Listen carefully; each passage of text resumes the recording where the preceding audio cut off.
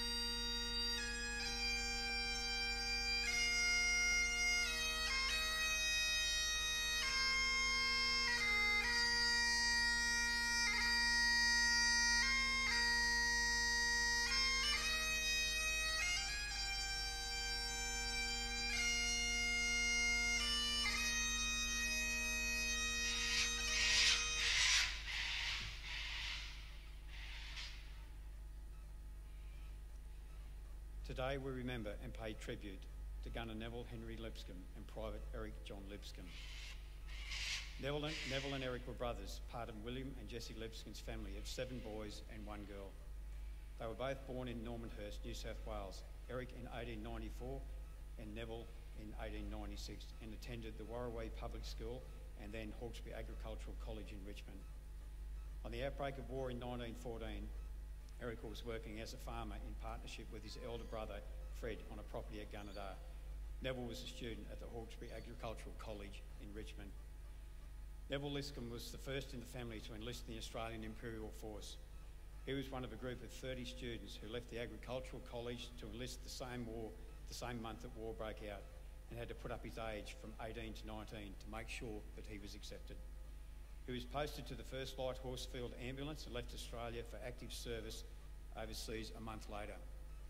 Private Neville Lipscomb landed on Gallipoli with the Light Horse Regiments in May 1915, serving as a stretcher bearer, assisting in the evacuation of wounded New Zealand troops from Gurnook Blair until evacuating with dysentery. Lipscomb was so ill, he was sent to hospital in England to recover, returning to Egypt early the following year. In Egypt, he requested to transfer to the artillery, believing that such a move would be most likely enable him to see action, and was subsequently posted to the 37th Battalion. The oldest brother, Fred Lipscomb, was the next in the family to join, doing so in July 1915 while Neville was still in Gallipoli. The brothers finally met up with each other in France in 1916. Fred continued to serve with the 19th Battalion, and in 1916 was wounded and awarded the Military Cross for his conspicuous gallantry at Pozières. He was later promoted to lieutenant. 1916 was also the year that Eric Lipscomb enlisted. He had been left to run the farm in Gunnedah after Fred's departure, but was enticed into enlisting by a recruiting march. Leaving the farm in the hands of his father, he entered the 34th Battalion, arriving in England in mid-January 1917 and continuing training on the Salisbury Plains for some weeks. A week before Eric arrived in France, Neville Lipscomb's battery was in action near the French village of Bullecourt. On the 23rd of April 1917, they came under enemy fire. As Neville went to the aid of a wounded man, another shell fell nearby. The wounded man survived, but Neville Lipscomb was struck in the head by a fragment of shell and killed outright. Just over 3 weeks later, Eric Lipscomb's battalion was in the relatively quiet sector of the front line of Armentières, but came under German shore fire. A fragment of shell struck Eric in the head, and he was also killed instantly. In Australia, it was reported that these 2 lads were typical young Australians, fine, big fellows, and of the happiest disposition. They gave promise of being solid men who would keep to the front in their work and doubtless would give a good account of themselves. Eric Lipscomb was 23 years old. His brother Neville was 21. Today, Neville Lipscomb's remains lie in the military cemetery at Ecosse St. Maine, not far from Bullecourt, under the words, "Father, in thy gracious keeping, leave we now our loved ones sleeping." Eric Lipscomb is buried in Tancreds Farm Cemetery, close to Armentières, under the words, "He has fought the good fight, he has finished his course." Fred Lipscomb returned to Australia. In 1920, he was appointed Secretary to the Repatriation Committee of the Liverpool Plains District, becoming a tireless fundraiser for repatriation causes. Eric and Neville Lipscomb's names are listed on the roll of honour on my right among almost 62,000 Australians who died while serving during the First World War. Their photographs are displayed beside the pool of reflection. You will see Neville on the right and Eric on the left. This is but one of many stories of service and sacrifice told here at the Australian War Memorial. We now remember Gunner Neville Henry Lipscomb and his brother, Private Eric John Lipscomb, who gave their lives for us, for our freedoms, and in the hope of a better world.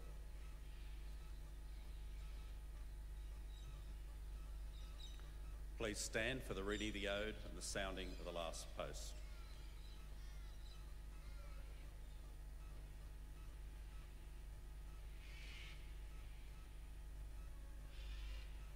They shall grow not old as we that are left grow old. Age shall not weary them, nor the years condemn. At the going down in the sun, in the morning, we will remember them. We will remember them.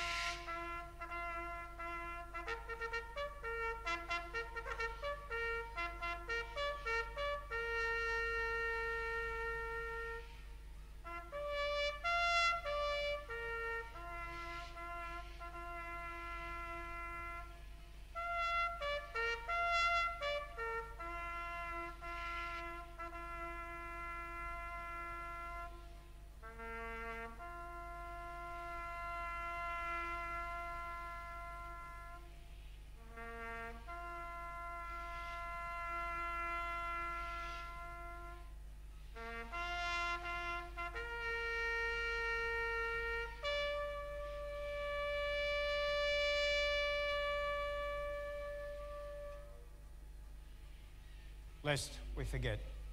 Lest we forget.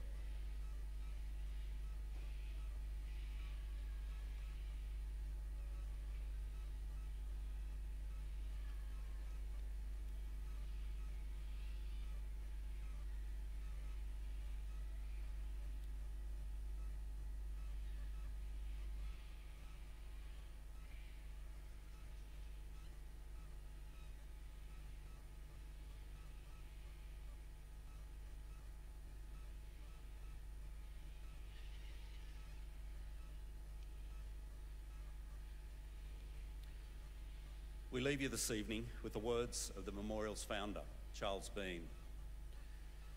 Many a man lying out there at Pozières or in the low scrub at Gallipoli, with his poor, tired senses barely working through the fever of his brain, has thought in his last moments, well, it's over. But in Australia, they will be proud of this. Ladies and gentlemen, girls and boys, that concludes this evening's last post ceremony. We thank you for visiting the Australian War Memorial and wish you all a very good evening. Thank you.